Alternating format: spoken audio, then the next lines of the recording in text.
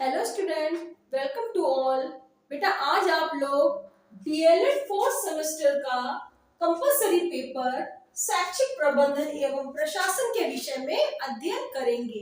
इसके पहली क्लास में विद्यालय प्रबंधन का अर्थ और परिभाषा के विषय में अध्ययन किया। बेटा विद्यालय एक शैक्षिक संस्था है और प्रबंधन उस का साधन होता है जिसको सुचारू रूप से चलाने के लिए हमें विद्यालय प्रबंधन की आवश्यकता प्रतीत होती है। मतलब सभी कार्यों को सही ढंग से चलाने के लिए हमें विद्यालय प्रबंधन की आवश्यकता होती है। तो अब हम बात करते हैं विद्यालय प्रबंधन के उद्देश्यों की। विद्यालय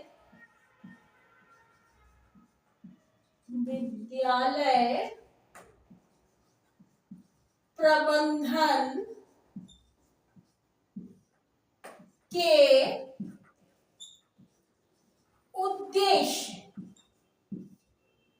विद्यालय प्रबंधन के उद्देश्य बेटा जब हम किसी कार्य का निर्धारण करते हैं तो सबसे पहले हमें उसके उद्देश्यों का निर्धारण कर लेना चाहिए ताकि वह कार्य सुचारू रूप से चल सके।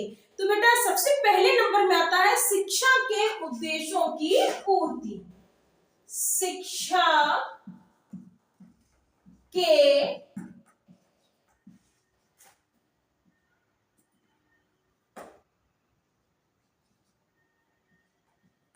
उद्देश्यों की पूर्ति।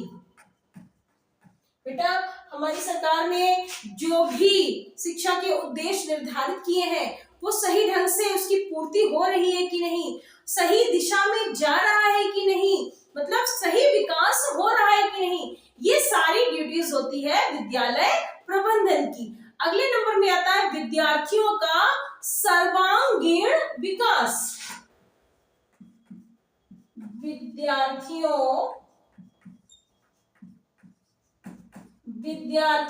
का सर्वांगीण विकास। बेटा विद्यालय प्रबंधन में विद्यार्थियों का सर्वांगीण विकास होता है, चाहे वो शारीरिक, मानसिक, आर्थिक, आध्यात्मिक, सामाजिक, चाहे वो कैसा भी विकास हो। विद्यालय में बच्चों को हर तरह की शिक्षा दी जाती है जिससे बच्चों का चहुमुखी विकास हो सके। अगले नंबर में आता है सुव्यवस्थित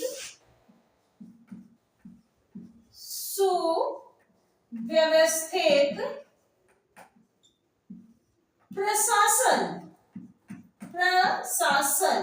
मतलब कि सुव्यवस्थित प्रशासन उद्देश्यों के माध्यम से हमने जिन जिन चीजों के विषय में अध्ययन किया है तो क्या वो सुव्यवस्थित है कि नहीं। बच्चों की पढ़ाई, समय सारणी, खेलकूद का मैदान, पाठ सहगामी क्रियाएं इत्यादि सही ढंग से प्रशासित है कि नहीं। इन सारी चीजों के लिए हमें विद्यालय प्रबंधन के उद्देश्यों का सही ढंग से निर्वाह करना चाहिए। अगले नंबर में आता है अनुशासन।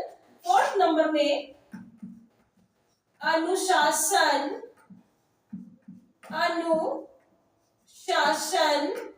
एवं नैतिक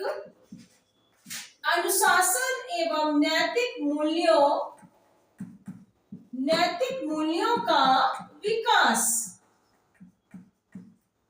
मतलब चाहे वो राष्ट्र से संबंधित हो, चाहे वो समाज से संबंधित हो, चाहे वो कैसे भी हो, बच्चों का सही ढंग से विकास हो रहा है कि नहीं, उनको राष्ट्र के हित के बारे में समझाया जा रहा है कि नहीं, और उनको जब उद्देश्यों का निर्धारण करते हैं तो बच्चों के नैतिक मूल्यों के विषय में भी हम विकास करते हैं ताकि बच्चों को मोटिवेट किया जा रहा है कि नहीं, उनको शिक्षा से संबंधित सुधारों के बारे में बताया जा रहा है कि नहीं। अगले नंबर में आता है शिक्षकों की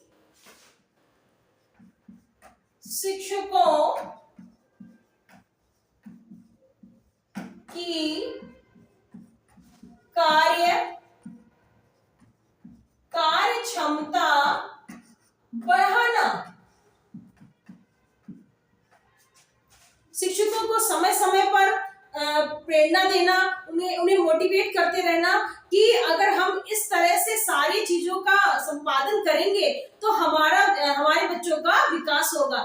बच्चों का विकास होगा क्योंकि जो आज के बच्चे हैं वो कल के भावी नेता हो सकते हैं, कल के समाज को, कल के देश को संभाल सकते हैं। तो हम जब तक शिक्षकों को मोटिवेट नहीं करेंगे, उनकी कार्य क्षमता को बढ़ाएंगे नहीं, तो ये कार्य आगे ढंग से नहीं बढ़ सकता है। अगले नंबर में आता है अनुकूल शैक्षिक वातावरण। 6 नंबर में अनुकूल शैक्षिक वातावरण का विकास। मतलब कि जब हम उद्देश्यों का निर्धारण करते हैं तो हमें ये भी देखना होता है कि अनुकूल शैक्षिक वातावरण का विकास हो रहा है कि नहीं। ऐसा तो नहीं जहां पर विद्यालय हो वहां पर विद्यालय भवन में जोर से लाउड स्पीकर बज रहा हो या शोर शराबा हो या सही ढंग से उनको प्रकाश की व्यवस्था न मिल पाई हो, तो उनके लिए अनुकूल शैक्षिक वातावरण है कि नहीं।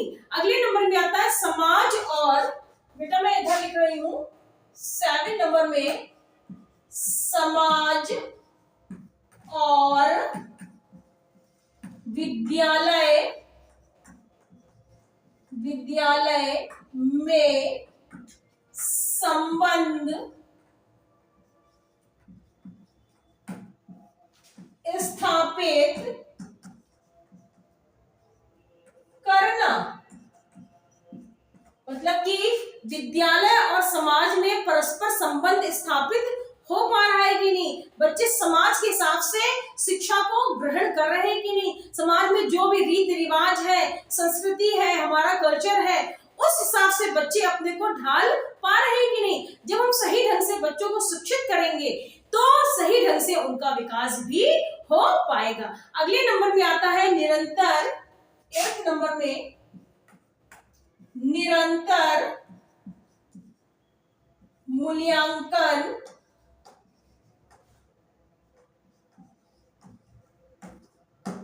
और विकास। मतलब कि बच्चों का निरंतर सतत मूल्यांकन हो पा रहा है कि नहीं, तभी उनमें निरंतर विकास जब होगा तभी उनमें सही ढंग से विकास एवं सुधार।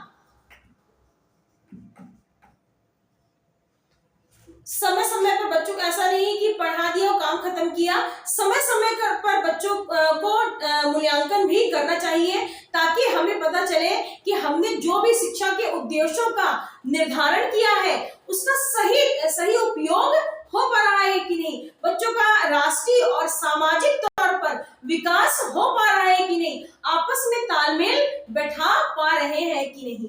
बेटा ये थे विद्यालय प्रबंधन के कुछ मुख्य उद्देश्य, जिसमें शिक्षा के उद्देश्यों की पूर्ति, विद्यार्थियों का सर्वांगीण विकास, सुव्यवस्थित प्रशासन, अनुशासन एवं नैतिक मूल्यों का विकास, शिक्षकों की कार्यक्षमता बढ़ाना, अनुकूल शैक्षिक वातावरण का विकास, समाज और विद्यालय में संबंध स्थापित करना और निरंतर मूल्यांकन और विकास एवं सुधार। बेटा ये थे शिक्षा के कुछ मुख्य उद्देश्य। नेक्स्ट टर्न में नेक्स्ट टॉपिक के साथ